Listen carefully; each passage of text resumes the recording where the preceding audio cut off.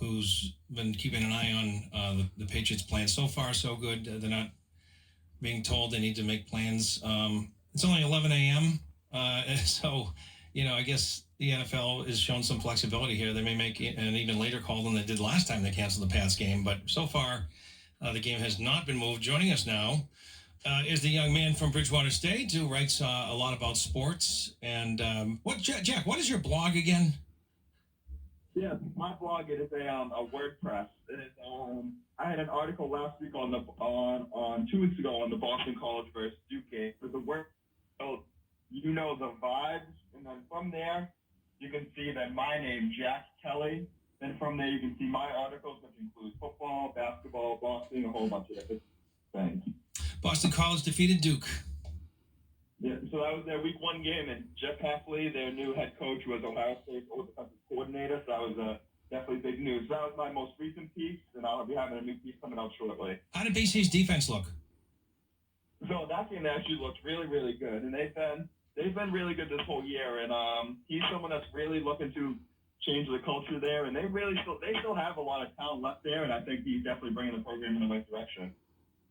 Well, that's good. I mean, the only real important D1 in New England, BC. You'd like to see them turn it around. It's a very, very tough conference to compete in.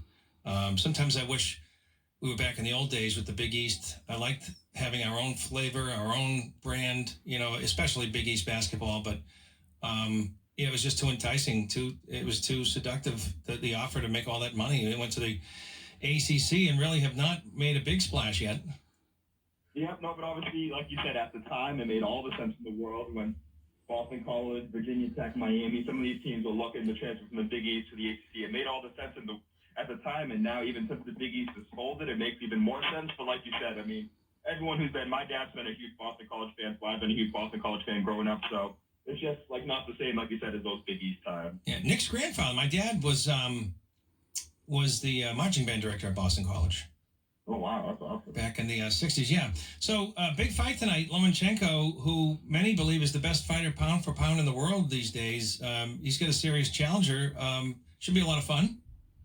Yes, no, it should be. I'm very, very excited for this fight. It's been something that even this whole week, just the build-up has been getting even higher. So it's Vasily Lomachenko against Teofimo Lopez for the undisputed lightweight championship of the world. So it should definitely be something I'm very interested about. Like what I've said before in your show, Lopez is 10 years younger, so he's young and upcoming, and he's not afraid to take a big fight, and that's something I think definitely kind of, they said on the broadcast yesterday, they've never seen Lomachenko never seen someone ruffle his feathers this kind of way. Do they think that Lopez is kind of getting to him with his kind of upbeat personality? Yeah, he doesn't seem to be intimidated by Lomachenko's abilities. Now, I've been watching a lot of the clips, and I'm just astounded by the amount of fight stops from his left hook to the liver. I mean, this is a very unique knockout artist. Oh, yes, no, definitely. It has all the makings to be, like they always say, that styles make fights, and this fight definitely, I think that there's no way that we're going to see a bad fight tonight. I think you're going to see a great fight either way. Yeah, this guy's no joke. He's no joke. Although I think I think you're right. I think he's definitely taking a chance here, going after such a big bite of the apples early in his career. But I guess if you have the opportunity, you don't turn down the championship shot, right?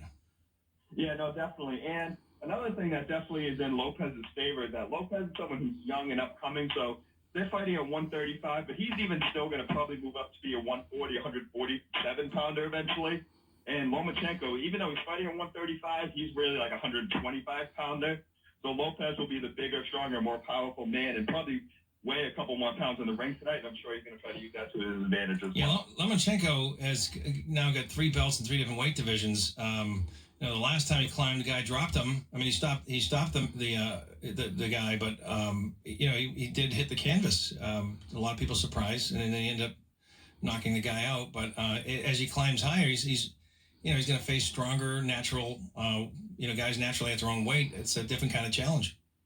Yeah, definitely. He was actually, I saw an interview with him yesterday. I think it was with Mark Kriegel of ESPN, but just saying how with, like you said, the length and the size of just these guys going 5-10 pounds up in weight class is just a whole different ball game for them. But clearly, I mean, he's got the track record and he's been doing this for years, so we expect him to be great as well tonight. It always shocks me at the speed disparity Lomachenko has against his opponents, and I'm not just talking about hands. The way he moves, his lateral movement. He's got such great command and accuracy with his range, but his lateral movement, sometimes it's hard for fighters to see where he is at the moment. Yeah, no, that is actually one of the hardest things when fighting a guy like Lomachenko, and that's exactly what they were talking about. It was his legs, and I don't know if you do this. A lot of people don't know this, but actually, when Vasily was a young kid in Ukraine, his father had him stop boxing when he was a kid for a couple of years. He did Ukrainian dance classes to get his footwork down. So he did a couple of years of Ukrainian dance classes, and that's how he's gotten his footwork to be the way it is now. He did a couple of years of that when he was a kid. That's an interesting strategy, actually. Yeah, well, of course, all forms of those Eastern European dancing are very, very physical. So I suppose that served him quite well. Obviously, how do you argue with the results, right? Definitely. All right, so the Pats, so far so good. Looks like they're going to go forward with the game despite the recent positive test by, what was it, the backup center? Yeah, it was James Perrence, who was the backup center. All right, so get him out of here and go forward. How are they going to do all this? Denver doesn't have the same bye week as the Patriots. How are they going to possibly schedule this so it doesn't disrupt the whole league? Yeah, and that's going to be interesting. And like you had said before I had gone on the show, is that, they're going to try to, like you said, it's still early today, and they're going to try to take all the time they can before they have to make a decision. Because, like we said before, with the bye weeks, they've already moved our bye week, and they've already been talking about they're trying to do everything they can to avoid an 18th week of the NFL season. But like you said, one or two more delays and pushbacks, and then going to really nothing you can do to avoid an 18th week. I suppose the best thing to do would be to obviously find somebody later in the schedule for Denver who has the same bye week, and they'll have to just skip their bye weeks. Yeah, definitely. And I think that is definitely what we will, what they'll be trying to do for now. And it'll be interesting to see that. Hopefully they can play tomorrow and we don't have to worry about any of this down the road stuff. But obviously it's something that, given the times, it's something we have to consider. In the meantime, since you've been on last, we've had it's been settled that LA Lakers are the world champion team in basketball.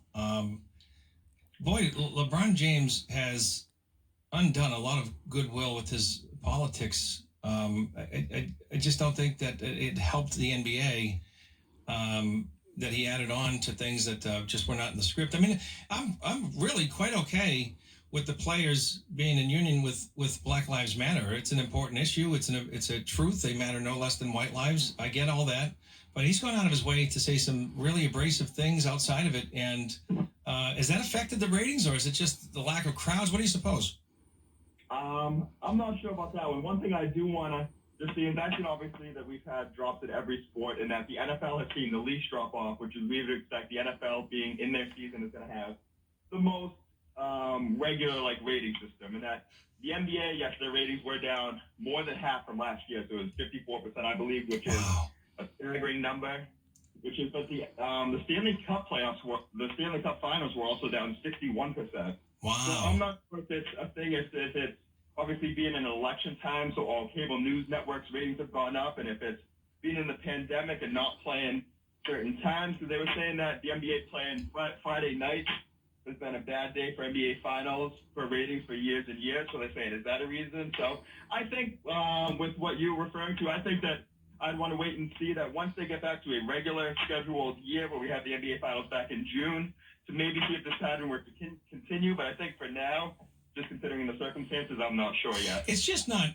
It almost looks like an intramural. It has the feel of an intramural thing when you see the stands are empty. It just takes away from it. And, it's nobody's fault, although they'll say it's the president's fault. It's really nobody's fault. They're just doing the best they can, and they're taking a beating on the revenues, and certainly they're depending on these TV revenues, and they can't command the same dollars to make up for. If these numbers continue, of course, these advertisers are not going to be willing to pay what they are accustomed to paying. Yeah, so I think it'll be definitely interesting. Like you said, I think that they're going to want to definitely get back the NBA and the NHL on track to their regular the season time so they can have their playoffs done again in May and June so they can have just back when people are regularly viewing sports things. So I saw a thing also that is almost 50% of people are their primetime television viewing for anything besides cable news is so much down right now also. Mm-hmm. So I think it's interesting to see coming up what changes or what doesn't with that. Jack, just going back to the Pats for a moment, it seems pretty clear that as good as this team may be, if Cam Newton's not on the field, they're not going to go very far. Yeah, and I just think like you saw, even as great as they were in the Chiefs game, we're just so limited without him offensively, and he can just do so much, whether it's run the ball, pass the ball. Just the defense has all 11 guys looking at him at all times, and just without him in the game, you just lose the whole worriness about the defense about knowing where he is at all times. I'm no longer scratching my head at the choice of Cam Newton. Even if I was, it's quite clear that Belichick saw a huge problem with the current staff and went out and got a guy who a lot of people think is a stretch, but really he's played fine. He's been a good guy in the locker room. There really hasn't been any issues. Not that he's a very controversial guy. He's a flamboyant dresser, and he seems to be one of these me guys when he has success. Other than that, though, he's not really a controversial person. No, and like you said, and obviously when he was also out for 3 months and he was a free agent, there were more questions as of like, what is it the injury? Is there something more behind it? But like you said, I mean, he's always been with the way he dresses, the way he acts, even just with when he didn't dive on the ball at the Super Bowl, he still has people talking about that from there. But I think since he's just the way Belichick is, it's almost like, what do you show me? So since he's been here, I think he's done everything the Patriot way, and I think that Belichick, that's all he wants.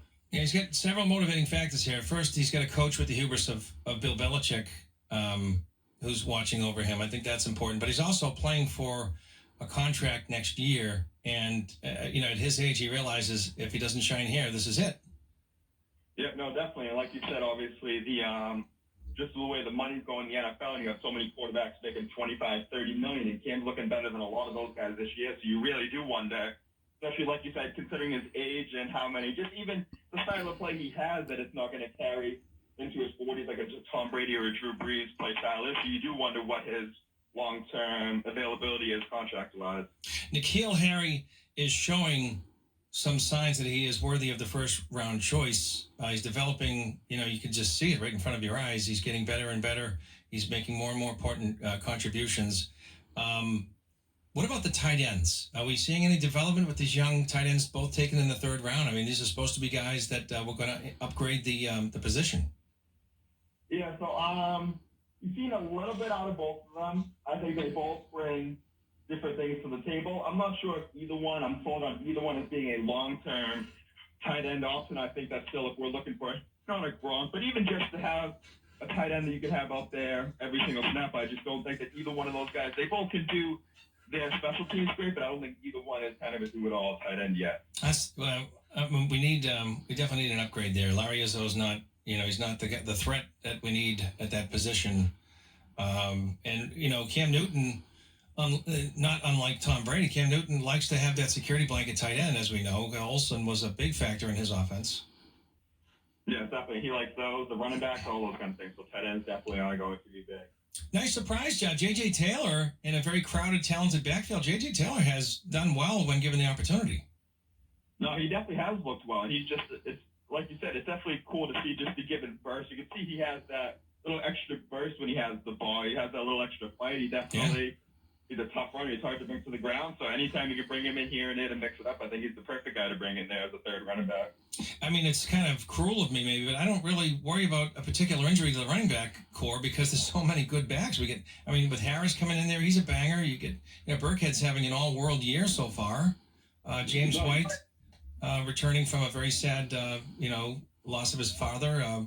And, of course, Sonny Michel. This is a damn good running back squadron. Right. I mean, we just named with Taylor, too. That's 5 guys that can all do different things. So you have Burkhead and White that can both catch the ball. You have Harris and Michel that are more grinding backs. Taylor can do a little bit of everything. Like you said, you could afford, unlike years past, you can afford an injury or two. Not that obviously we don't want to have that happen, but if by chance that does happen, you will be okay versus in years past where you might not have been.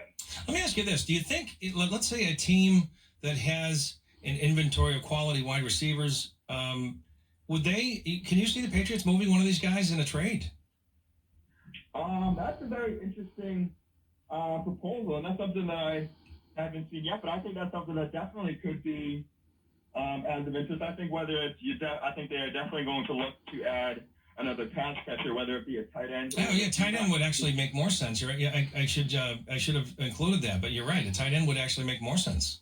Yeah, but tight end or receiver, like you said, definitely. I think they're just one more stretch the field pass catcher away from just having that extra aspect to their offense. Yeah, just for another layer. I mean, because that tight end, of course, McDaniels is a very creative offensive guy, and he's limited in that position. So, anyway, after this stretch, though, the last 6 games, I'm predicting the Pats to run the table. Under the assumption everybody that's key is going to be out there. This is the iron of the league they're facing now. They have a few tough games coming up. They already lost to Kansas City in a very competitive game, aside from the mishaps of the QB. Cam Newton wasn't out there, so that's encouraging. But they've got some tough games in the middle of the season here. Obviously Baltimore. What are some other problematic games you see? Yeah, so again, looking at the schedule right now, as I see, so we have obviously home against. So we have the Broncos, then San Francisco, and then at Buffalo, I think is going to be a very big game, obviously. Right. I mean, they've looked really good this year, and I am really interested to see how, because Josh Allen has looked really well at times this year, and he still has his ups and downs, but I want to see just some of these guys another year. Just is he able to figure out Belichick a little more, or does Belichick still have that kind of cloud over him? Yeah, Josh Allen, I think, is a good pick for the Bills. They're definitely going in the right direction. That game is, but I'll tell you one game that I was worried about, maybe not so much now, is the San Fran game. They seem to have lost quite a bit since their Super Bowl entrance. Exactly, and Jimmy was back last week, but obviously I'm not sure how healthy he was, because not to make excuses for he played, he didn't play great. I'm not sure if that was whether he wasn't back in the system in enough time, or was there with not enough practice time, or is he still not 100%? But either way, yes, it's definitely not. Looking into the season at preseason, it's not the same 49ers team that you're looking at. Who they play? The Dolphins, right? Yeah, they played the Dolphins. Yeah, and they lost 43-17, I believe. That's a whooping. That is a whooping. Mm-hmm. There you go. There's that South Beach theory I have. Ken, I could see New England losing to Arizona too. You know what? They need to play a little bit more consistently, but you're right. It's definitely possible. I'm not, but if I'm going to say right now, I think New England looks better than Arizona. Where is that game? That's here. That game is in New England. Yeah, those West Coast teams don't do well traditionally out that long trip across the country. Just whatever it is, they don't. Their records are certainly different than when they play back in their home confines, where it's a big disparity in when you compare. The East Coast teams don't do as badly out there as they do out here for some reason. Anyway, I just think if you look at the Baltimore game at Buffalo, every other game is winnable. These 2 games are winnable as well, but I wouldn't say they're expected to win those. Yeah, no, I definitely think that every game is winnable, too. And you look down, so after the Arizona game, you even have at the Chargers and at the Rams. And like you said, those are just 2 games you still should win, and the Rams are looking better. But having 2 West Coast teams like that later on in the year and then going to Miami 3 weeks in a row will be interesting to see how they end with 3 road games also. And it's already been decided. Of course, you don't know what's going to happen with the COVID thing, but right now it looks like the Patriots will stay out in Los Angeles because they're playing 2 Los Angeles teams 2 weeks in a row, which is unusual. Yeah. Mm-hmm. So they won't have to make that trip back and forth. I think that's a smart decision on Belichick's part. Yes, definitely. And that's also a 4-day turnaround because they play the Chargers on the 6th and the Rams on the 10th, so it makes even more sense to do that also. So just go to baseball for a moment. Tampa Bay looked like they were on their way to the World Series, up 3-0. We're looking at a Game 7 tonight. All momentum going to Houston. Yeah, definitely interesting. And obviously with everything that's happened with the Astros, it's been a whole big talk this whole year, and I just think it's been just crazy. I think in Game 7, anything can happen. It'll be interesting. Who's on the hill for each team, by the way? I don't think I know that. It's not Zach Greinke, I don't think, for Houston. Greinke's not in? I think it's McCullers, I think his name is. That was Tampa Bay, Game 7? Oh, Tampa Bay threw out their best pitcher yesterday, so. Do you know the answer, Jack? Who's going for Tampa tonight? He's looking it up right now. That's going to be key. Hey, I'm doing it right now too. All right. Well, we have both guys working on it. Of course, the Game 7 American League Championship Series. That's going to be an exciting game. Are they allowing? They're not allowing anybody in those things, right? That's just all. No, and you know what's the funny part about these playoffs, Ken? Why don't you tell me? The Dodgers and Braves are playing in an American League ballpark, and Yeah. Houston and Tampa Bay are playing in a National League ballpark. That's pretty funny, though. Yeah. Well, They want. Hey, this is what the pandemic does. yeah. I mean, they try to create a neutral atmosphere, so we'll see. But Game 7 tonight, and I don't know that. It's Lance McCullers Jr. for Houston and Charlie Morton for Tampa Bay. Morton. Okay. Well, Morton's. Morton's former team is Houston, Ken. Yeah. So A lot of little sub stories here. Who do you like tonight, Jack? Me, so tonight, looking at the pitching matchup, and I'll go on the limb and I will take Tampa Bay. I think Charlie Morton is able to figure out his whole team, and I will take the Rays to win tonight. Interesting. All right. And so the Braves and Dodgers, good series. The Dodgers, I mean, I would think the Dodgers would take that, but the Braves are really playing well. I mean, this is not a given. Was it 3-2? 3-2 Atlanta, yeah. Yeah. So, and the Dodgers were, like you said, a lot of people's pick to win the World Series. Right. And obviously, the Braves look really good and have them on the ropes right now. Should be a great World Series no matter who's in it, because all four teams definitely proven they belong. Jack, I want to give you a great grades for today. I know you're a college student, so we're going to give you some A pluses here. But I want you to give out the address on the internet so people can read your blog again. Oh, yes, thank you. So, so it is on WordPress.com is the website. It's just a site for up-and-coming writers to use. And the group I have joined is it's called You Know the Vibes. It's a WordPress website for young college writers who are up-and-coming. And from that website, you will see it'll be a list of three. It'll be a sports topic. And then from there, you will see my name, a list with my sports articles that include football, basketball, and along with all the other young aspiring writers in my group. Well, I'm going to be able to someday say, well, I knew him when. Thanks for everything, Jack. We'll do it again soon. I appreciate your work and your contribution here on the Ken Pippen Show. Thanks for it. Sounds good. Appreciate it as always. Thanks for having me on. Pleasure. All right, take care.